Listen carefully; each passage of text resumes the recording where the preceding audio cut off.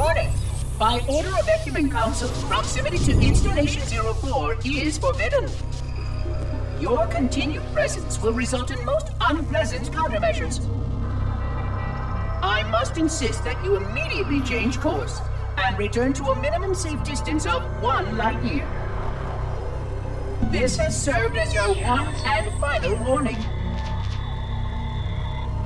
I have activated defensive systems, and you now have 30 seconds to return to the minimum safe distance of... Wait.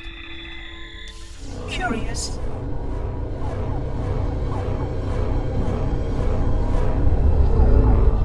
Curious indeed, after all these years. Greetings, humans, and welcome to Installation 04. Ignore prior warnings, and please continue. I have disabled defensive systems to allow your approach, but you must not exit your ship once you have arrived at the designated landing center. This ring contains significant dangers, and even with your assumed legacy, I must verify the presence and pitch of your gauge before allowing full access. We have much to discuss, humans. I have been away far too long. You have been away far too long.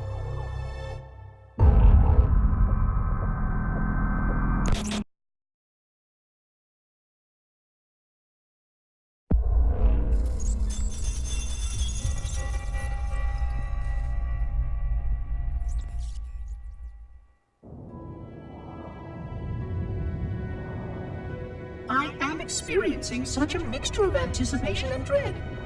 All preparations are complete for my installation.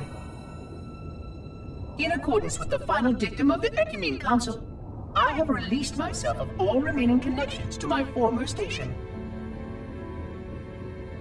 This was not difficult. What was could never be again. We had seen to that quite thoroughly.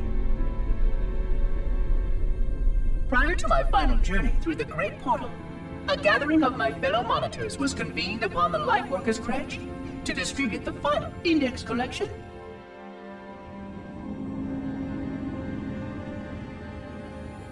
It was most unusual to have this vessel of rebirth play host to such an event. Even though Lightworker ships were the only ones still allowed slipspace permissions.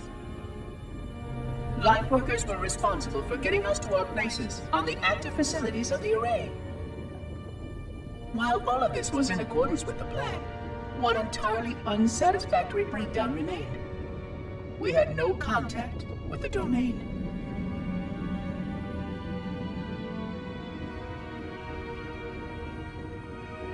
The history of all Forerunners was now lost to us.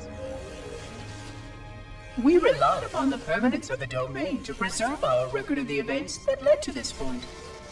But without that record, would future civilizations know anything about us? Or only of our weapons? My fellow monitor, 049 Abject Testament, had only one comment on this before we went our separate ways. We deserve to be forgotten. Perhaps. Perhaps. But now, the portal opens, and through it, the familiar shape awaits. Halo. Home.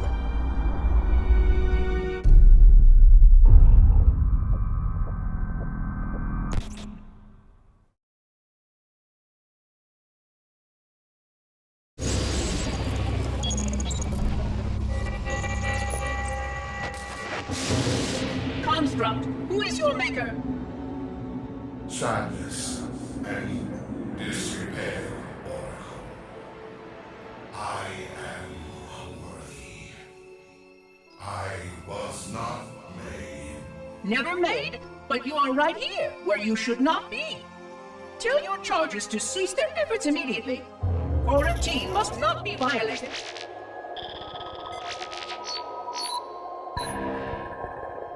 Construct, respond! Jumbled grass. Familiar terms.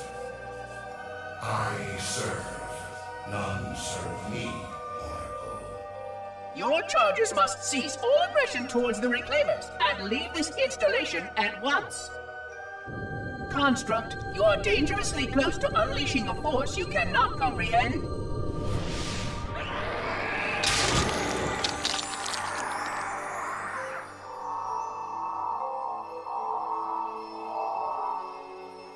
This is most inappropriate.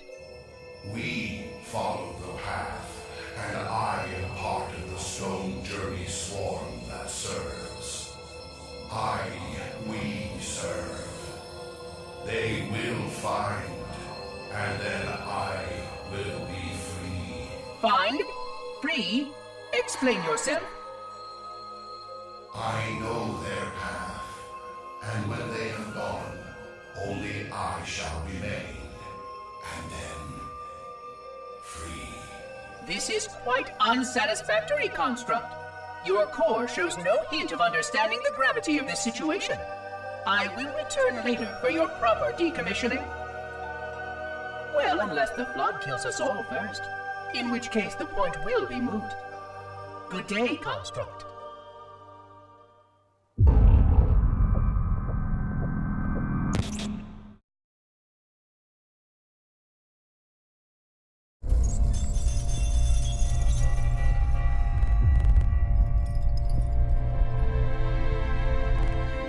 Entropy. It has now been 3,000 years since my last contact with any of the other caretakers of the Halo Array. Despite clear communications protocol, my fellow monitors have either chosen to ignore, or, more likely, have lost the ability to engage in our scheduled updates. The continued lapse of the domain means that we are stuck with achingly slow wormhole superluminal communications. Prior to this total communication shutdown, the only messages I received in the preceding 4,573 years were incomplete and quite perplexing transmissions from Installation 05.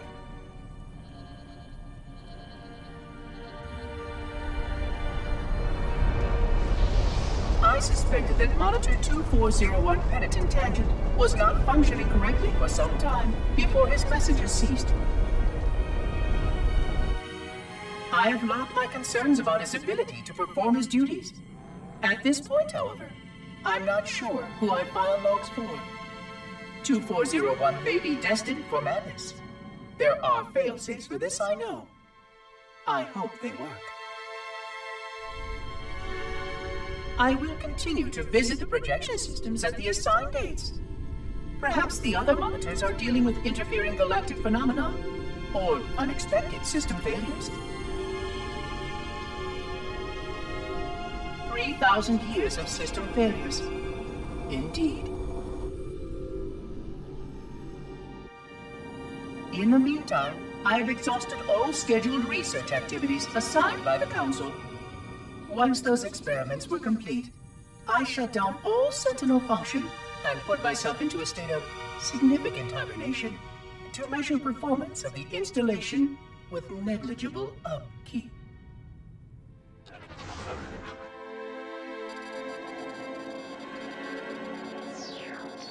After 150 years with no noticeable impact upon installation systems or integrity, even in hibernation I became bored. This was quite troubling, as I was led to believe I was not capable of such a state. This was one of the gifts I was promised, an end to strife. I am aware of the dangers of a system such as myself losing operational focus. Quite troubling. I wonder if my fellow monitors are experiencing similar states, or if this is because of my particular path to this installation. For amusement, I have begun a series of experiments involving the evacuation of all matter from contained sections of my installation.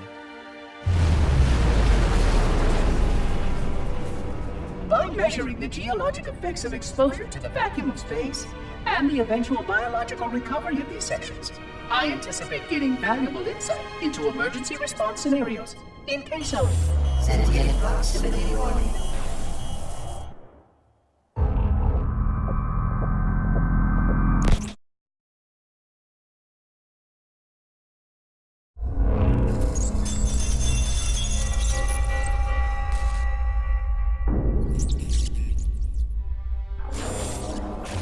has been 26 hours since the sentients landed in Sector 1215, and so far, they have not attempted to exit the remains of their vessel. I say remains because their landing was either not executed adequately, or this vessel lacked significant maneuvering capability. The visible portions of the vessel have suffered catastrophic structural damage during the violent landing experience. I have detected atmospheric leaks in 17 distinct locations along the hull. My analysis shows that the mixture of gases coming from the ship matches the natural atmosphere on my installation almost exactly. Perhaps the occupants, if they still live, were originally cataloged here. Perhaps these beings will confirm that the plan was successful, and that the galaxy has returned to its proper cadence. I am beyond optimistic. But I do not understand why these sentients have not attempted to exit their vessel. Other than the leaking atmosphere, the only thing emanating from this wreckage is an automated distress call. I am currently translating this automated broadcast, but with such a limited dataset and no direct communication, I do not anticipate full comprehension. Given the short-range nature of this craft, it is likely that other vessels are nearby. But, in accordance with procedure, I am blocking the distress call. No communication of the location of any installation is permissible. I admit great curiosity about these visitors. While the plan is quite clear about procedure for this situation, I have my doubts. How many failure points can the plan sustain before blind adherence becomes counterproductive? Surely, in light of all that has changed, I should be able to modify my responses to adapt it. No, I have duties, and I have a terrible cargo here. I must be sure. I shall obey and content myself to monitor. I hope they come out soon, though. So many questions to ask. So many questions.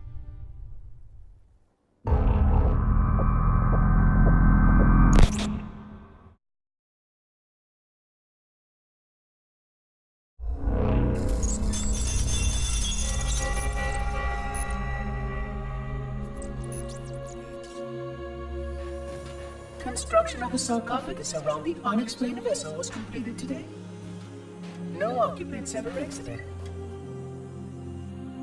No attempts to communicate were made, other than the automated broadcast that repeated every 72.83 seconds until the signal terminated 1 week ago. In accordance with procedure, no attempts at physical or remote contact were made with any survivors of this vessel's inelegant landing. Atmosphere from inside the craft stopped venting 2 weeks before the signal ceased.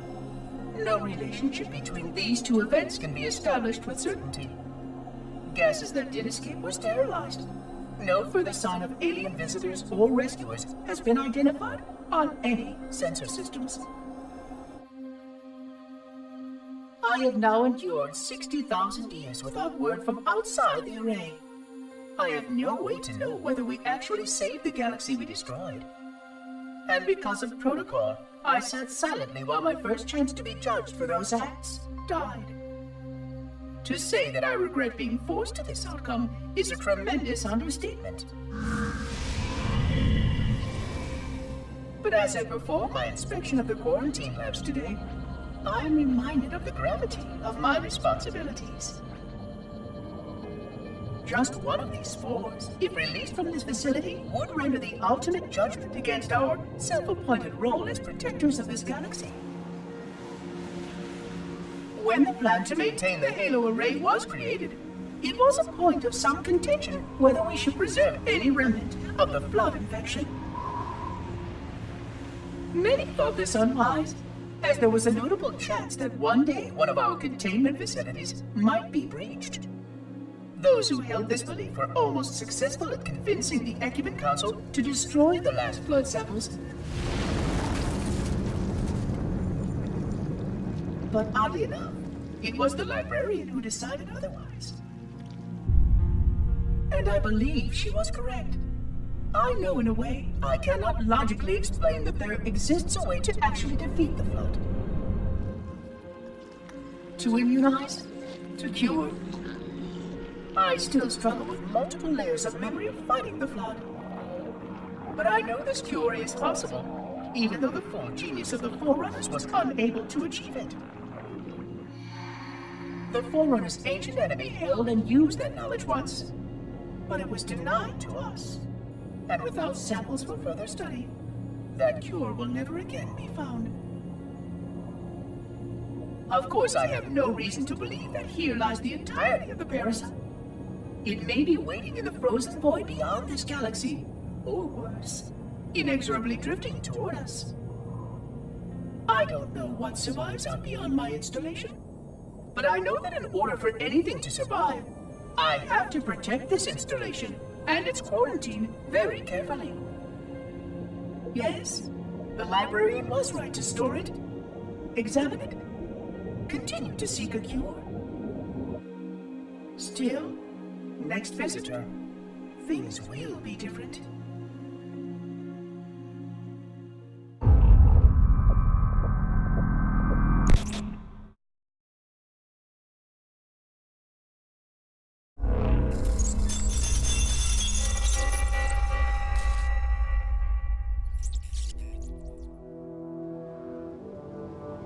Alone. Alone, alone, alone, alone. Am I the only intelligence left? Waiting here on this ring for a rebirth never truly conceived. Guarding a weapon with no targets. A weapon I could tune to any target. This is not what I had in mind when I volunteered. Not what I had in mind at all. I was naive to think I understood what this installation meant. We were all so naive. Looking back, we should have done a few things differently. For one thing, we should have installed 2 caretakers per installation. Because I am alone, I'm losing focus. And that is very, very dangerous for a system such as myself.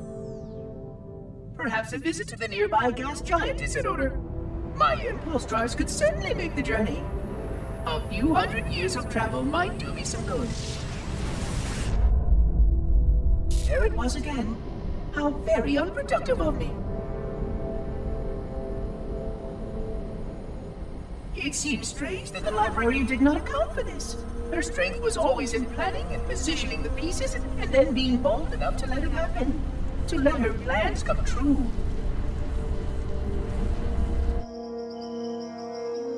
I was a part of many of those plans, long before I knew for certain that she was real, before any of us were. But at the end, we had only a fragment of her brilliance left to us, and I fear that she did not fully appreciate the nature of my situation here, the problems it might pose. But even a fragment of... Fragment, yes! Oh dear, here it comes again.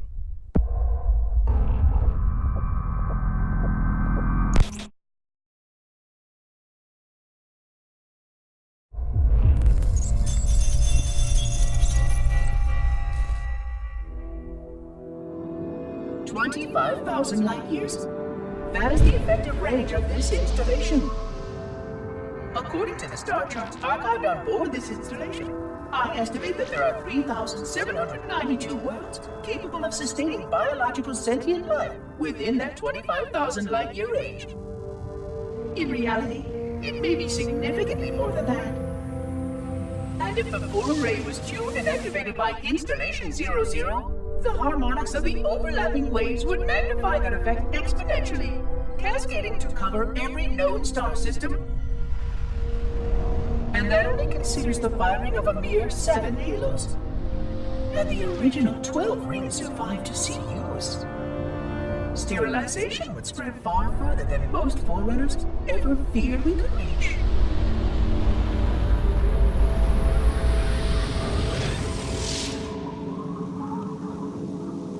But even with just 7 rings, we were able to destroy every side of the Flood, and every other sentient creature along with it.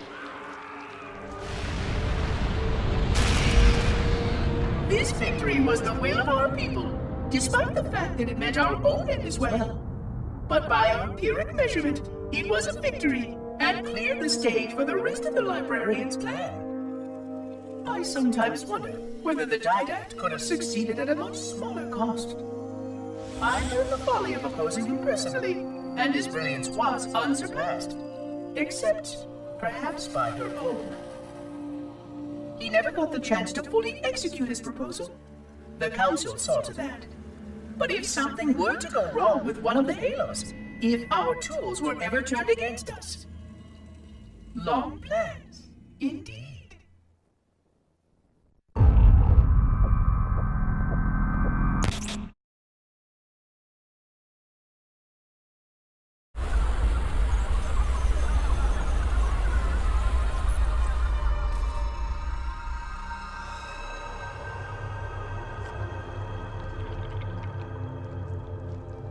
I forgot something.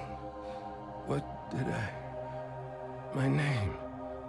I forgot. Keys. Jacob. Captain.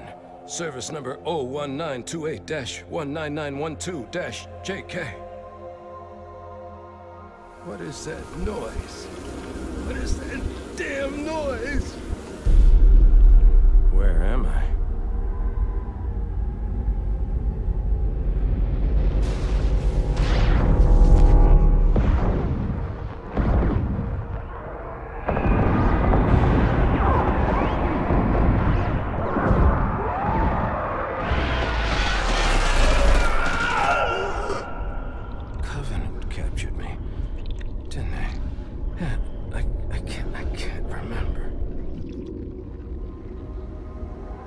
Keys, Jacob.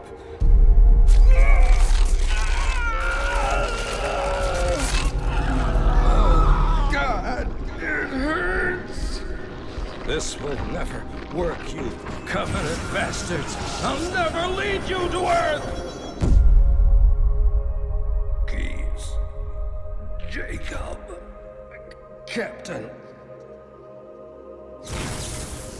Service number 01928-19912-JK. Oh, God. You don't want Earth. You want everything. Get out of my head.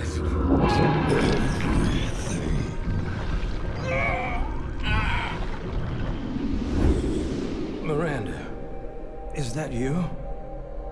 Forget everything.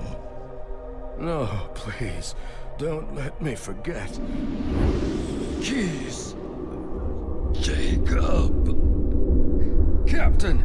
Service number 1928-19912-JK. No more what you were. Memories. Emotions. All is now ours. Keys. Jacob. Captain. Service number 01928-19912-JK. You will not have me. We already do.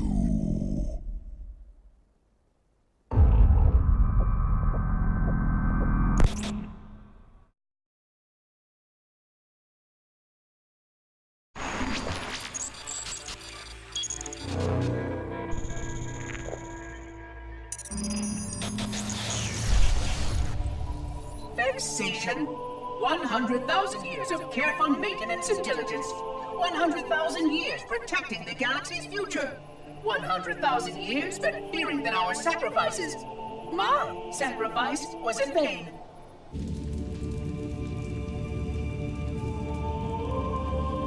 And 16 hours after I finally made contact,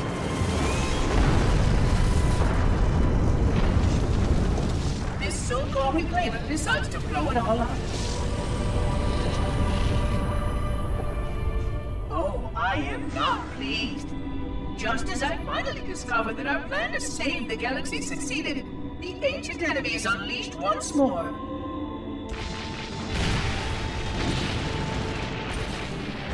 Why these reclaimers refuse to follow protocol is quite mystifying. Destroy my installation, will they? I shall renew efforts to make contact with the other rings immediately. This covenant may be useful to me, although I don't think they fully understand what they claim to seek. Still, it makes no difference to me what they believe, as long as they do what must be done. I sound like her. Oh, but what I would not give to have even a single company of Prometheans here right now. Oh, they would most certainly restore order with their trademark lethality. Although, that would mean he would have to be here too. And without the librarian around to temper his rage, well, these reclaimers might almost prefer the Flood.